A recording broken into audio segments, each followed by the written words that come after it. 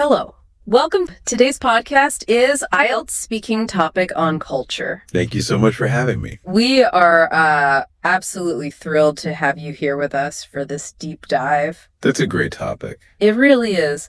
We're tackling the one overarching theme that honestly tends to strike fear into the hearts of test takers everywhere. Oh, without a doubt. And that is the massive, sometimes really intimidating topic of culture. Yeah, it often feels overly academic to people. Right, almost like a trap waiting to expose what you don't know. But our mission today is to completely demystify this for you. That's the goal. We're going to show you that you really don't need to be a history professor or some kind of sociologist to secure a top band score. No, not at all. In fact, our goal today is to prove that you are already the foremost expert in your own culture. That is undeniably true. I mean, you live your culture every single day, right? Yeah. From the moment you wake up to the food you eat, the way you interact with your family, it's all there. It's embedded in everything. Spot on. So for this deep dive, we're going to outline a very specific approach to help you translate that lived experience into high-scoring English. Which is what it's all about. Absolutely. We'll be breaking down how culture threads its way through all three parts of the speaking test. We'll dissect the structural formulas for perfect answers, review the high-scoring vocabulary you need, And lay out a daily practice plan. yes, an actionable daily practice plan. Yeah. By the time we wrap up, you'll feel incredibly equipped to handle any cultural question the examiner throws your way. Okay, let's unpack this, because framing this material not as some dry, boring textbook exercise, but as a shortcut to turning your own life experiences into top-tier test scores. It changes the entire perspective. It really does. We're taking the theoretical and making it incredibly practical. So let's start with the big question. Why is culture so omnipresent in this exam? That's a great place to start. Since we all know the basic structure of the test, why do examiners lean so heavily on this specific theme across the board? Well, it's a great question. The examiners love this topic because of its sheer elasticity. Elasticity. Yeah, it's not confined to just one narrow lane. Think about the trajectory of the test. Okay. In part one, they can ask you simple, immediate questions about your personal traditions or your favorite childhood foods. Right, the easy stuff. Then, in part two, when you're handed that cue card, culture is the perfect vehicle for a descriptive monologue. Describing a festival or a tradition. Or a time you experienced a culture clash, yeah. And then it absolutely dominates part three. That's where you're pushed into the deep end, right? And spot on. You get abstract discussions about globalization, societal shifts, and cultural preservation. It's a massive umbrella, isn't it? It really is. When we say the word culture, I think a lot of people immediately panic and think of ancient history or museums. Or classical literature, yeah.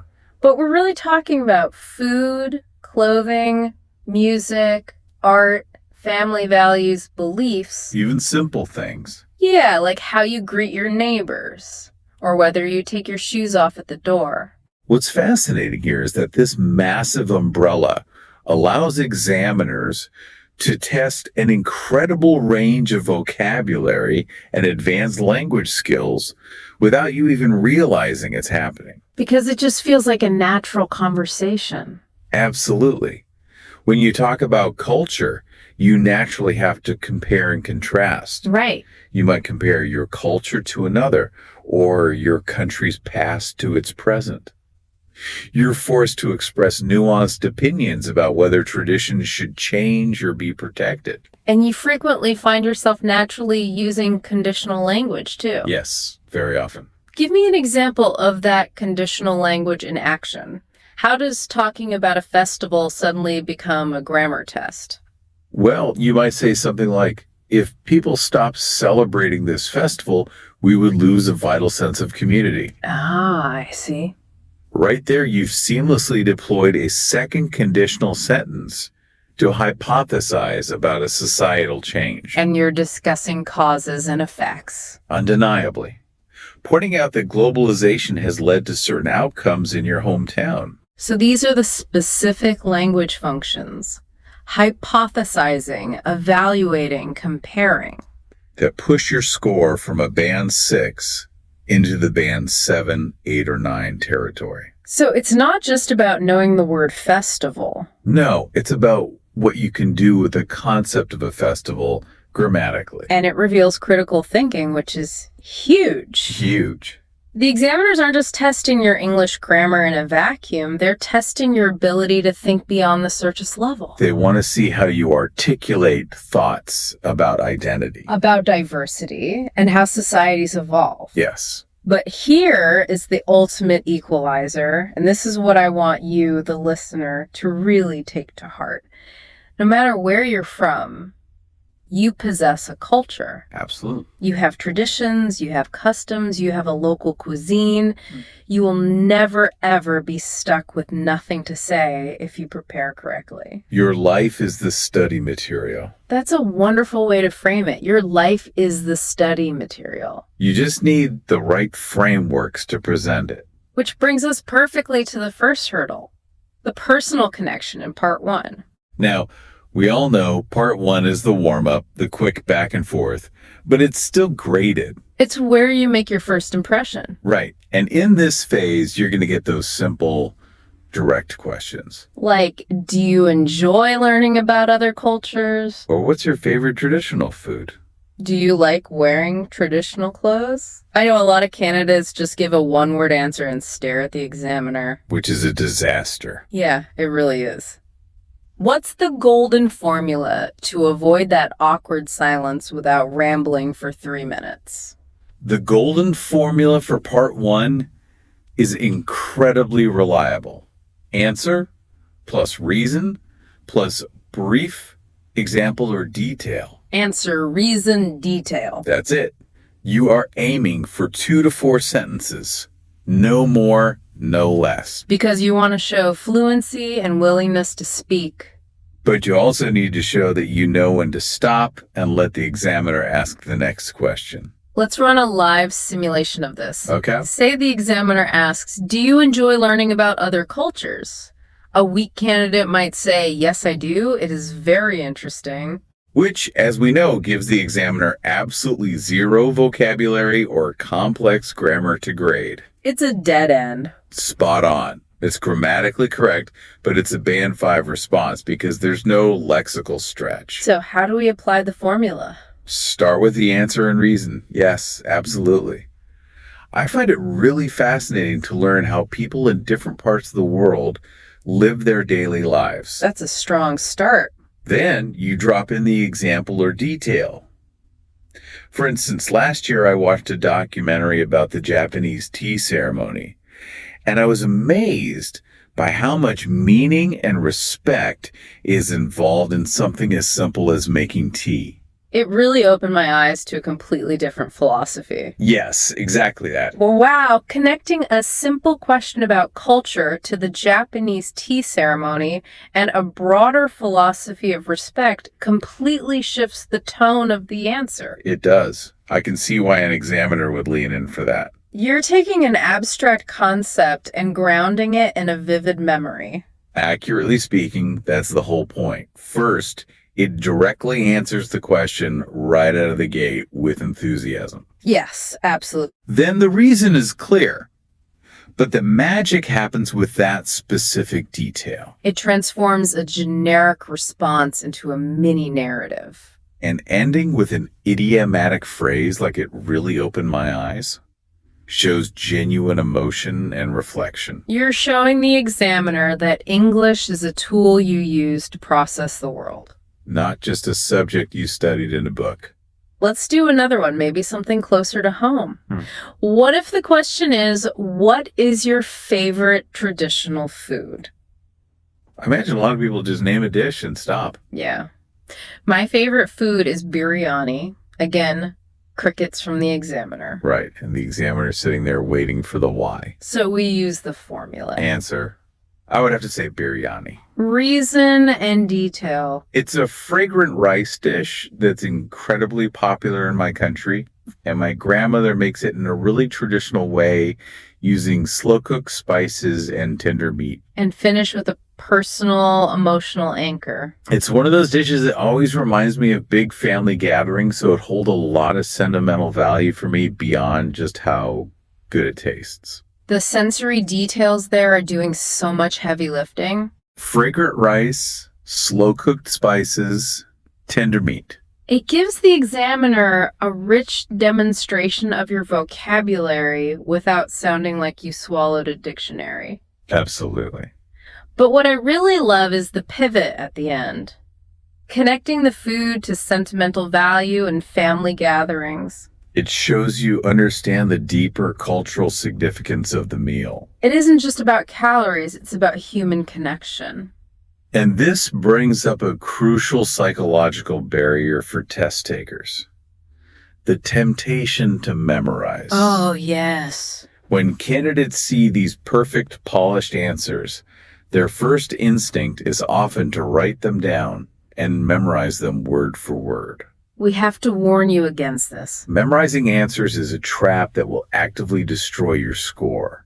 Why is that? I mean, if the grammar is perfect and the vocabulary is high level, shouldn't it score well, even if it's memorized? Because examiners are highly trained human beings, not grading machines. They can hear it. Undeniably. When you recite a memorized paragraph, your intonation goes flat. Your rhythm sounds robotic. Your eyes often glaze over as you access your memory rather than engaging in communication. The examiner knows instantly what you're doing. And under the fluency and coherence and pronunciation criteria, you will be heavily penalized. You need to speak naturally, as if you're chatting with a friend over coffee. Prepare the vocabulary. Internalize the formula of answer, reason, example. But let the specific phrasing come to you organically in the room. That makes perfect sense for the quick back and forth of part one. But I know a lot of people hit a massive wall when they're handed that cue card for the part two long turn. Yes, the long turn. How does this cultural vocabulary translate when you have to speak unbroken for 2 solid minutes? This is where the pressure really mounts, because you have 1 minute to prep, and then it's just you speaking into the silence. Common cue cards in this category might ask you to describe a cultural event you attended. Or an important tradition in your hometown, or a time you experienced a different culture. The structure here needs to be your absolute safety net. It really does. So, how do we structure a 2-minute monologue so we don't run out of things to say after 30 seconds? We build it in 3 acts. Okay, 3 acts. Start with an introduction, Yeah. which is just 1 or 2 sentences, setting the scene, who, what, where, when. Simple enough? Then move into the details. This is the bulk of your talk, where you systematically cover all the bullet points provided on the cue card. And finally, And this is the part most candidates forget, end with your feelings or reflection. that strong, reflective ending is what leaves a lasting, high-level impression on the examiner, just as they ask you to stop. Spot on. Let's walk through a full narrative to see this in action. Sure. Imagine your cue card asks you to describe a cultural event or festival you've attended. The prompts usually say what it was, when and where it took place, what you did there, and explain why it was memorable. Standard prompts. How do we open this effectively? You open with clarity and confidence. I'd like to talk about a cultural festival I attended recently called Diwali, which is widely known as the Festival of Lights. It's undeniably one of the most significant celebrations in my culture, and it typically takes place every year around late October and November. That is a perfect, concise introduction. It hits the what and the when immediately, showing the examiner you've understood the task. And then we move into the details, and I'm guessing this is where we need to bring back those sensory notes we talked about earlier. Yeah, absolutely. The details are where you paint the picture. You'd continue. I clearly remember attending the celebrations at my uncle's house about 2 years ago. Setting the where and who? The entire extended family gathered together, which is really the heart of the festival, reconnecting with loved ones. Great vocabulary there. The house was decorated beautifully with hundreds of small oil lamps called dayas, and there were intricate, colorful, wrangly patterns made from dyed sand on the floor near the entrance. It was absolutely stunning to look at. During the evening, we performed a traditional prayer ceremony, which is a vital part of the custom. More detail. After that, we shared a massive feast featuring all kinds of traditional sweets and rich dishes. Later, the children set off fireworks in the garden, and the air just smelled like smoke and spices. Here's where it gets really interesting. The reflection at the end. Yes. Because you've described the event beautifully, but you haven't fully explained why it was memorable on a deeper level. Right. And this is where you push for that band 8 or 9. You conclude by shifting inward. How does that sound? But what made it particularly memorable for me wasn't just the food or the decorations, it was the atmosphere. There was this incredible sense of warmth and togetherness that you rarely experience in everyday busy life. That's very reflective. I remember looking around at my family, my grandparents chatting, my cousins laughing, and feeling this profound sense of belonging. Wow. It really reminded me of how crucial cultural traditions are for anchoring us and keeping communities connected in a fast-paced world. Honestly, it remains one of my most cherished memories. That conclusion is brilliant. Notice how the speaker used time markers to guide the listener. During the evening, after that, later. It creates a cohesive narrative flow and the vivid descriptive language. Hundreds of small oil lamps, intricate, colorful, wrangly patterns. Spelled like smoke and spices, it paints a multidimensional picture in the examiner's mind. But let me play devil's advocate for a second. What if I'm an introverted person, or I come from a culture that doesn't have big, flashy, firework-filled festivals? That's a fair point. What if my culture's most important tradition is just sitting quietly with elders on a Sunday? How do I score highly then? That is a fantastic point, and it's a major misconception that you need a spectacular cinematic event to score well. You don't. The examiner does not care what the event is, they only care how you describe it. Okay. If your tradition is sitting quietly with elders on a Sunday, your vocabulary shifts from external spectacle to internal significance. So like using words like tranquility. Yes, intergenerational wisdom, subtle respect, unspoken bonds. You might describe the specific type of tea you drink, the texture of the old wooden table. The quiet rhythm of the conversation. In fact, a beautifully described, understated, quiet tradition often stands out to an examiner specifically because it's different from the 100 noisy festival descriptions they've heard that week. That's incredibly reassuring. The depth of thought is what matters. Absolutely. It proves you can use English to express complex human emotions, not just list flashy facts. And a quick tip for you when you're in the hot seat. What if you miss a bullet point on the card? Or you completely blank on a detail? It happens to everyone. Say you're describing Diwali and you suddenly forget the English word for fireworks. You do not panic, and you definitely don't stop talking. What do you do instead? If you forget the word fireworks, you describe them, the bright lights we shoot into the sky. Oh, that's smart. The examiner's not grading your memory of the event, and they aren't grading your factual accuracy. They are solely assessing your language skills. So fluency is much more important than factual perfection. Undeniably. Ah. If you forget what year the festival was, just seamlessly move on to describing the music. Keep the flow going. That brings a lot of relief. Keep moving forward. And you'll need that forward momentum as we transition into section 4. Conquering Part 3. The abstract deep dive. If Part 1 is a friendly warm-up and Part 2 is a personal storytelling session, Part 3 is a university seminar. It truly is. It's undeniably the most challenging section of the test because it demands that you engage in abstract analytical discussions about society, cultural change, identity, and the future. You are no longer talking about your favorite food. No, you are talking about the global impact of fast food on indigenous diets. The leap in complexity is significant. It is. So the Part 1 formula of answer, reason, example isn't going to cut it here.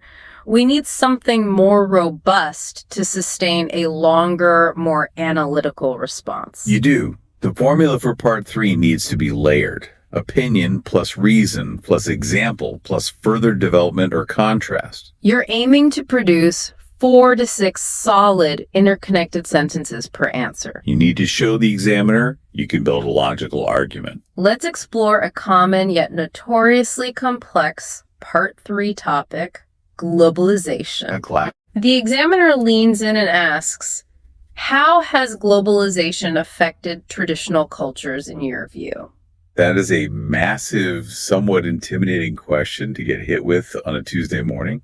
How do you distill a global socioeconomic phenomenon into a coherent answer on the spot? You start by acknowledging the complexity of the question itself. It buys you a second to think and sounds very natural. Something like, that's a really thought-provoking question. Exactly. I mean, absolutely. I'd argue that globalization has had a profound yet very mixed impact on traditional cultures. Notice how that sets up a balanced answer. You're signaling to the examiner that you're about to explore 2 sides of a coin. Then you move to the positive side. On the one hand, it has undeniably made the world more interconnected, which means people have unprecedented access to different cultural experiences.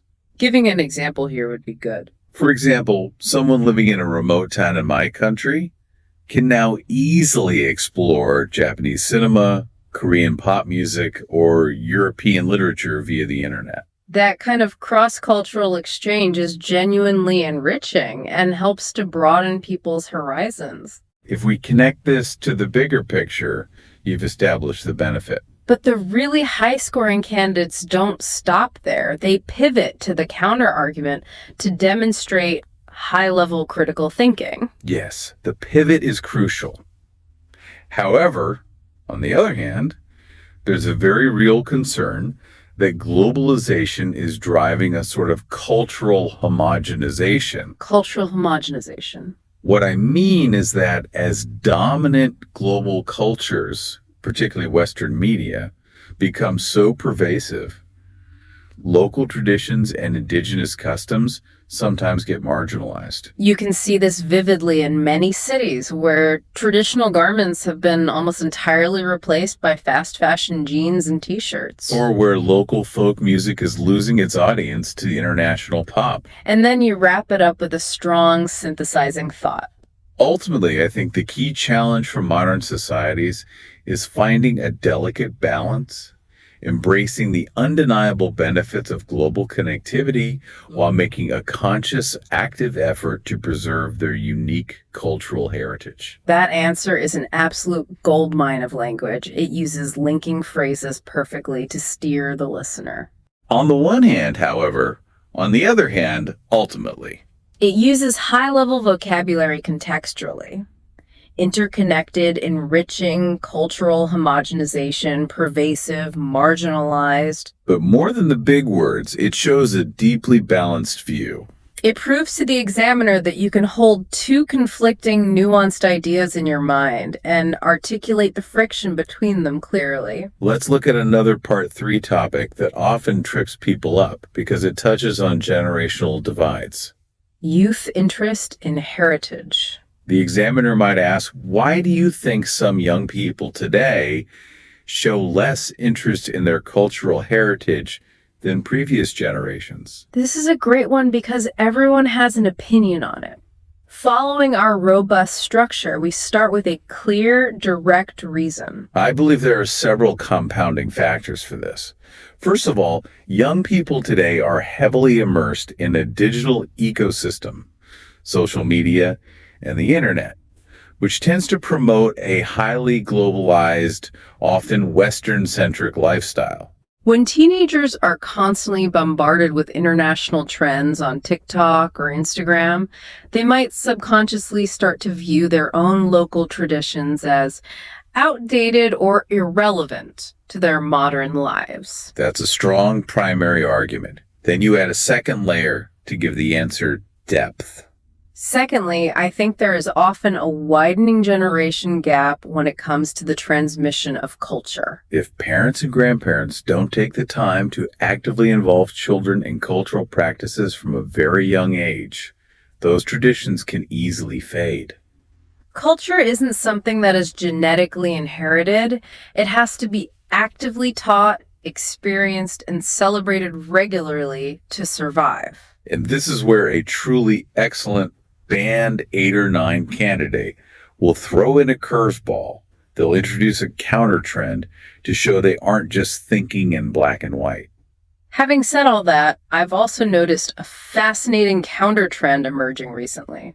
Many young people are actually becoming more passionate about rediscovering their roots, perhaps as a pushback against feeling that everything in the world is becoming too generic. There's a growing movement of young artists, chefs, and musicians who are taking traditional cultural elements and fusing them with modern, contemporary styles. So while some interest is lost, it's also evolving into new forms. That nuance is everything.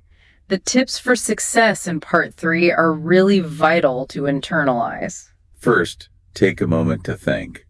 It is totally fine and actually encouraged to say, that's an interesting question. Let me think about how to phrase this. It buys you crucial cognitive processing time and sounds like a native speaker pondering a complex issue. Second, rely heavily on those linking phrases.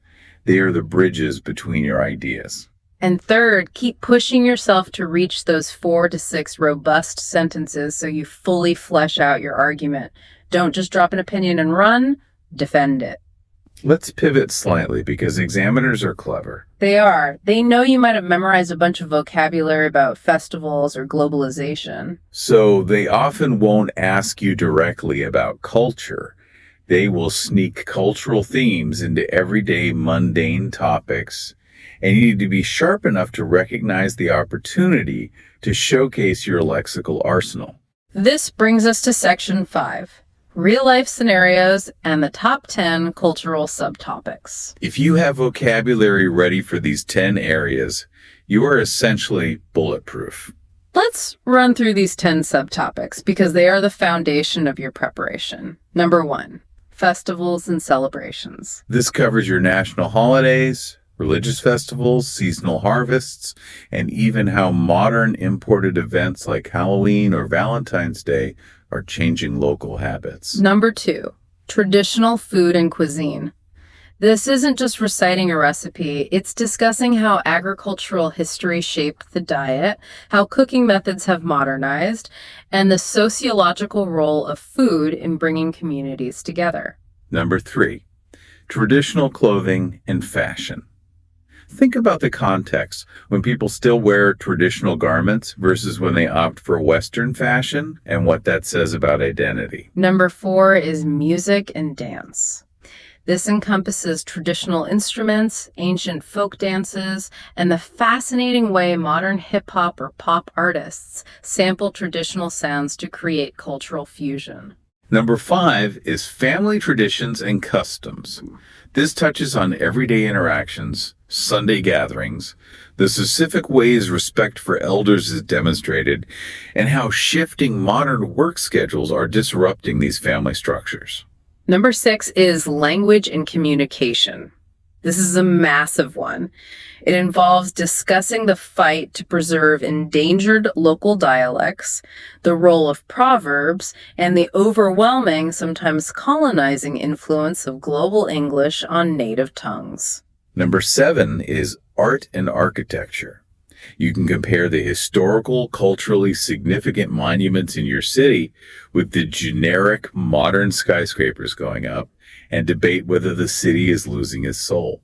Number 8 is cultural change and globalization, which we just explored. The blending of cultures, the rise of the global citizen, and the fear of losing unique traditions. Number 9 is cultural diversity and tolerance. This involves discussing the economic and social benefits, as well as the practical challenges of living in a multicultural melting pot society. And finally, number 10 is tourism and cultural exchange. This is a brilliant topic to debate. Does mass tourism help preserve a dying culture by injecting vital funding? Or does it ultimately harm it by commercializing and cheapening authentic traditions for tourists? So how do we extrapolate these 10 massive topics into those sneaky everyday scenarios we mentioned? Imagine the examiner asks you a seemingly incredibly simple, boring question about your weekends. What do you usually do on weekends? Most candidates fall into the trap. They say, I relax, watch TV, sleep, and maybe go to the mall. It's functionally fine, but it's a massive missed opportunity for points. Absolutely. Instead of the generic answer, you weave a cultural subtopic into it. Like what? You could say, on weekends, I make it a point to help my mother prepare a traditional Sunday lunch, which is a long-standing, cherished custom in our extended family. We usually cook a slow-roasted dish using seasonal vegetables from the local farmer's market, and the whole family sits down together to eat. It's a relatively simple tradition, but in a busy world, it really grounds us and brings us closer. Look what you just did. You turned a question about sleeping in on Saturday into a showcase of cultural vocabulary, family values, and high-level descriptive language. Or what if they ask about travel? Do you like travel? The standard answer is yes. I love going to Paris and taking photos. Let's elevate that. Yes, I absolutely love traveling, primarily because it gives me the unparalleled chance to immerse myself in different cultures. When I visited Thailand a couple of years ago, I wasn't just interested in the beaches. I was deeply fascinated by the Buddhist temples and the way spirituality is seamlessly woven into their everyday life. I think mindful traveling is one of the most effective ways to broaden your cultural horizons. You're casually dropping phrases like immerse myself, seamlessly woven, and broaden your cultural horizons. The examiner will be practically throwing band-aids at you. Consider a scenario where they ask about urban development. How has your city changed in recent years? You could talk about the new highway or the traffic, but taking a cultural angle is so much richer. My city has become significantly more cosmopolitan in recent years. There are now incredible restaurants serving authentic cuisine from all over the world, and we host international film festivals that simply didn't exist a decade ago. While I genuinely appreciate this newfound diversity and energy, I do sometimes worry that our own local indigenous traditions are being overshadowed by this rapid global influx. You've successfully introduced the complex tension between diversity and local tradition into a basic question about buildings. And even a question about food preferences. Do you prefer eating at home or at restaurants? Wow. Can be turned into a cultural essay. I generally prefer eating at home because, in my culture, the act of sharing a home-cooked meal is highly valued. There's a beautiful saying in my native language that roughly translates to, the kitchen is the heart of the home, and I genuinely believe that's true for us. Having said that, I do enjoy venturing out to restaurants occasionally to experience dishes from other cultures that I couldn't possibly cook myself. Do you see how naturally that flows? You aren't forcing the vocabulary, you are in complete control of the narrative, steering the mundane question into your prepared areas of strength. This strategic steering naturally leads us into Section 6, building the lexical arsenal. Your lexical resource, which is the IELTS term for your vocabulary, accounts for 25% of your speaking score. But it's not just about using big words, it's about using the right words naturally. Let's categorize the vital vocabulary you need to absorb and make your own. Let's start with the general foundational vocabulary. Words like cultural heritage, which refers to the physical artifacts and intangible attributes of a group that are inherited from past generations. Cultural identity, which is the feeling of belonging to a specific group based on shared values. We have cultural diversity, meaning a variety of cultural or ethnic groups within a society. Indigenous, a fantastic word meaning originating or occurring naturally in a particular place, native. And rituals, which are religious or solemn ceremonies consisting of a series of actions performed according to a prescribed order. Then we have vocabulary specifically tailored for describing change. This is absolutely crucial for Part 3 discussions. We've talked about globalization, the process by which businesses or other organizations develop international influence. Then there's cultural homogenization, a brilliant high-level phrase meaning the reduction in cultural diversity through the popularization and diffusion of a wide array of cultural symbols. Basically, cultures becoming too similar to each other.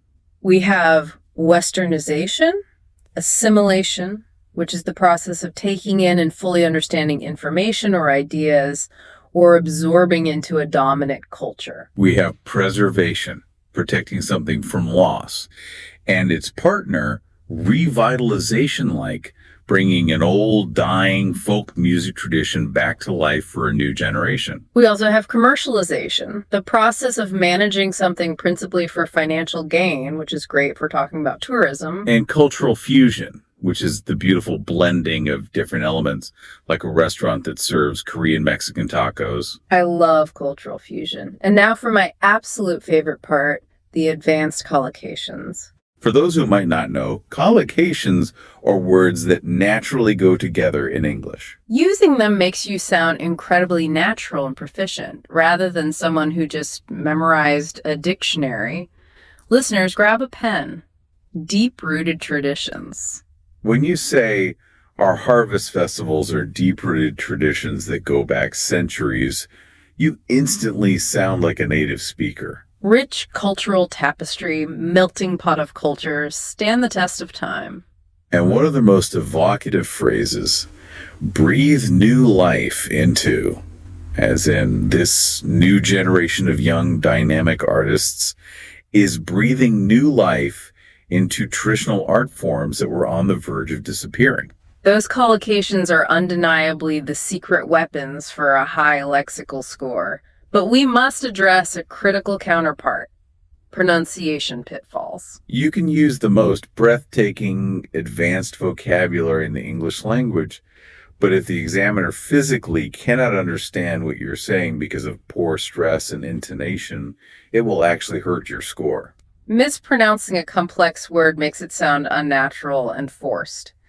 We need to provide some explicit phonetic guidance here for the most commonly butchered cultural terms. Let's do a phonetic breakdown. First up, the word culture itself. It's amazing how many test takers mispronounce the core topic. Many candidates emphasize the second syllable and make it sound like a sightseeing trip. It is not culture. The emphasis is on the first syllable, and the tu makes a chart sound. It is pronounced K-U-H-elcher. Another huge stumbling block is the word heritage. Many people read it phonetically and say heritage, making the ending rhyme with the word page or rage. That is incorrect. The ending is soft. It is pronounced heritai. Think of the word fridge. Heritai. Then we have ritual. People often say ritual, keeping the T sharp. In natural speech, that te softens into a te. It is pronounced R-I-T-Ch-ul. Indigenous is a notoriously tricky one. People want to say indigenous, putting the stress on the first part. The stress actually falls on the second syllable. It is in D-I-J-unis. Let's talk about diverse. A lot of candidates from certain linguistic backgrounds struggle with the V and W of the sound, so they say diverse. You must have a clear, vibrating V sound, teeth on your bottom lip. And finally, cuisine, meaning a style or method of cooking. It is not cuisine, and it is certainly not cuisine. It's pronounced cuisine. Make sure you are practicing saying these words out loud in your living room, not just reading them silently on a page. Muscle memory in your jaw and tongue is real. Excellent practical advice. Let's transition now to what I think is the most critical part of this entire deep dive, the top 10 pitfalls to avoid.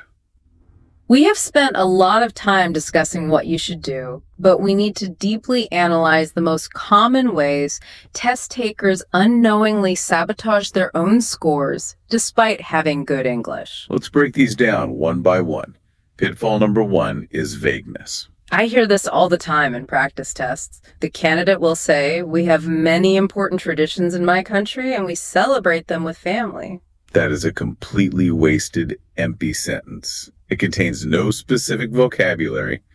You must name the tradition. Instead of the vague statement, say, "One of our most vital traditions is the Lunar New Year reunion dinner, where we serve specific dishes that symbolize prosperity." Concrete details always beat vague generalizations. Don't hide behind generalities. Pitfall number 2 is memorization, which we touched on earlier, but it bears repeating because it's such a common trap. A robotic, rehearsed delivery will absolutely decimate your fluency and pronunciation scores. Yeah.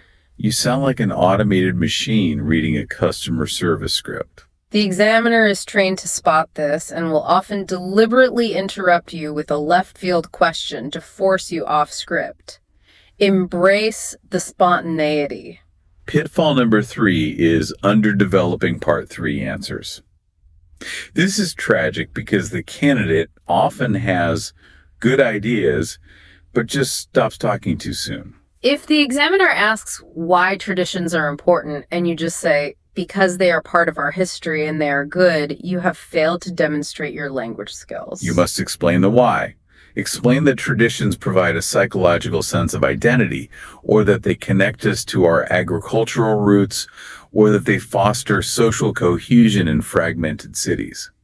Dig deeper. Pitfall number 4 is a classic nervous trap. Confusing culture with country. When asked to describe a cultural aspect of their nation, some candidates panic and start talking about the country's GDP, the current political administration, the export of microchips, or the state of the local economy. Stop! The examiner wants to hear about culture. Focus entirely on art, food, familial values, social practices, literature, and customs. Keep politics and economics out of it unless they directly relate to a cultural shift. Pitfall number 5 is repetitive vocabulary. This will kill your lexical resource score. If you use the words important and tradition in every single sentence, this tradition is very important, and another important tradition is your score will plummet. You have to show range. Swap those words out. Use significant, vital, crucial, custom, heritage, ritual, practice, convention. Show them you own a mental thesaurus.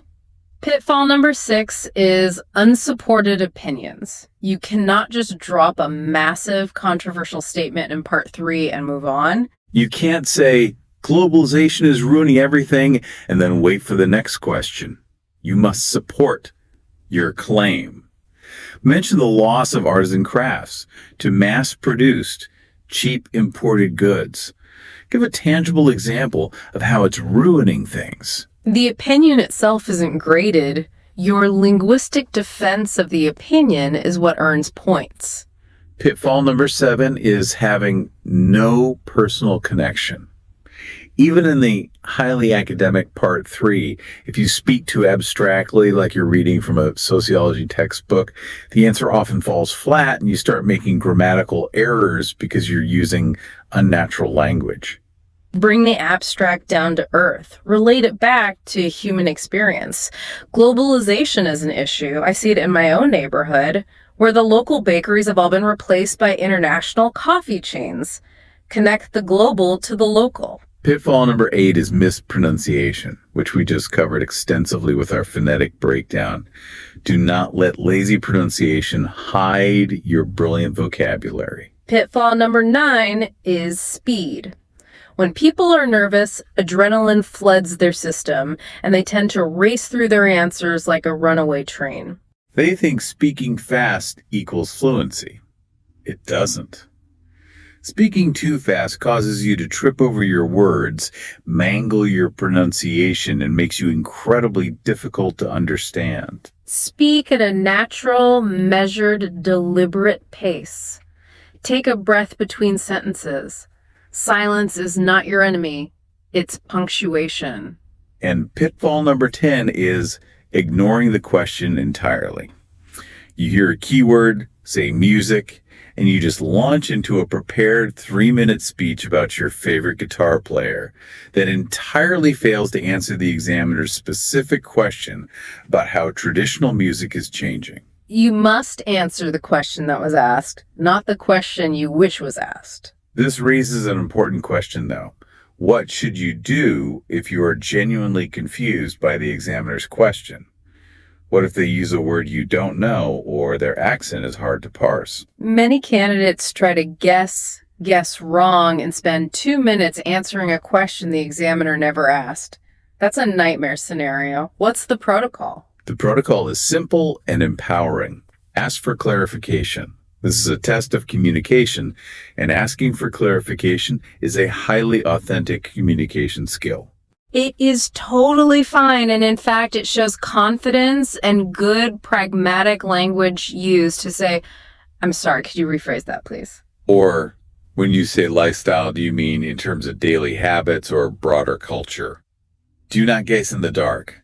Ask for the light. So what does this all mean for you, the listener, right now? We have covered a massive amount of ground. We've gone over the theory, the strict formulas for all 3 parts, the vocabulary lists, the pronunciation guides, and the psychological pitfalls. But knowledge without application is useless. Let's translate all of this theory into a concrete daily action plan that you can start using the minute this deep dive ends. This is where you take control of your preparation. Let's lay out a specific training regimen. The first specific exercise is what I call the 5-minute monologue. This builds incredible fluency and breaks down the fear of speaking. Every single day, choose a rotating topic and speak out loud to an empty room or a mirror for 5 minutes without stopping. The rule is you cannot stop talking. Don't worry about making grammatical mistakes, just keep the words flowing. On Monday, talk about a childhood tradition. On Tuesday, talk about a local food. On Wednesday, talk about how your city is modernizing. This exercise forces your brain to retrieve vocabulary quickly under self-imposed pressure, reducing the cognitive load when you finally get to the real exam. The second exercise is building a strategic vocabulary journal. Notice I didn't say a vocabulary list. Do not just write a list of words and translations. That's passive learning, and it doesn't stick. Write the English word, write its English definition, and then, this is the crucial part, write a personal example sentence that you create yourself, relating to your own life. Next to the word indigenous, don't write the dictionary sentence. Write, the indigenous art of my region features lots of blue pottery. Then, add a usage note about when you might use it in the exam, like, good for Part 3 globalization questions. This active personal engagement cements the word in your long-term memory. Third is transforming your media diet. You need to consume English content that actively discusses culture so you can absorb the natural rhythms and collocations native speakers use. Stop watching generic action movies for English practice. Watch BBC travel documentaries. Watch National Geographic. Watch Netflix shows like Street Food or Somebody Feed Phil. Read the culture and lifestyle section of The Guardian or The New York Times. But again, do not just consume it passively on the couch. Active learning is required. After you watch a 10-minute segment or read an article, pause, look away, and try to summarize what you just learned out loud in your own words for 1 minute. Fourth, implement an idiom of the day. Idioms add a wonderful, colorful layer of naturalness to your speech that examiners love to hear, provided they are used correctly and not forced. Try working these into your daily 5-minute monologues. When in Rome, do as the Romans do, which is absolutely perfect for talking about travel, adapting to new cultures, or tourism. Old habits die hard, which is a great natural way to discuss why older generations struggle to abandon traditions. Or a leopard cannot change its spots, referring to things that are deeply ingrained in a society's character. Just one idiom a day builds a massive arsenal over a month. The fifth exercise is shadowing. This is a technique used by polyglots and UN interpreters. Find a short video of a native speaker discussing a cultural topic. Listen to a single sentence, pause the video, and then repeat the sentence out loud, actively mimicking their exact rhythm, their intonation, where they pause for breath, and their specific pronunciation. Don't just read the subtitles, become an actor mimicking their voice. This is undeniably the most effective way to break out of your native language's intonation patterns and improve the natural musical cadence of your English-speaking voice. And finally, practice the 2-minute story. This is your dedicated Part 2 training. Once a week, practice narrating a cultural memory. Set a timer. Make sure you systematically set the scene. Describe the people involved, outline the action, actively layer in those sensory details of what you smelled, heard, and tasted, and always finished with that profound reflection on why it mattered to you. Do this over and over with different prompts until the 3-act structure feels like second nature, and you don't even have to look at the clock to know when 2 minutes is up. As we draw this comprehensive deep dive to a close, I think it's important to reflect on the broader implications of what we've discussed today. We have given you the structural tools, the formulas, the vocabulary, and the practice regimens. But the actual substance, the soul of the answers, comes entirely from you. Absolutely. The biggest takeaway here is to remember that your lived culture is your ultimate superpower in this exam. You have lived it your whole life. You know the intricate details of the festivals, the specific smells of the foods, the complex family dynamics, the generational shifts. The IELTS test is not about achieving absolute flawless linguistic perfection. It is about demonstrating clear, confident communication based on your genuine, authentic experiences. Do not be afraid to open up and share your unique world with the examiner.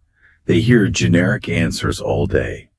A slice of real life is refreshing for them. I would like to leave you with something to ponder, a thought to take with you beyond mere test preparation. When you are forced to translate and explain your own deep-rooted cultural customs into a foreign language like English for a complete stranger, like an IELTS examiner, does it change the way you value or perceive those traditions yourself? Does the simple, challenging act of explaining your culture, fighting to find the specific vocabulary to describe the intricate food your grandmother made, or the vibrant festivals you took for granted as a child, actually make you appreciate those things more? It is a fascinating psychological phenomena, how language not only describes our culture to others, but can actually deepen our own internal connection to our roots. The words we choose shape how we remember. That is a truly beautiful and profound thought to end on. Taking the exam prep and turning it into a journey of self-discovery. Thank you so much for joining us for this extensive deep dive. Like, share, and subscribe to this YouTube channel.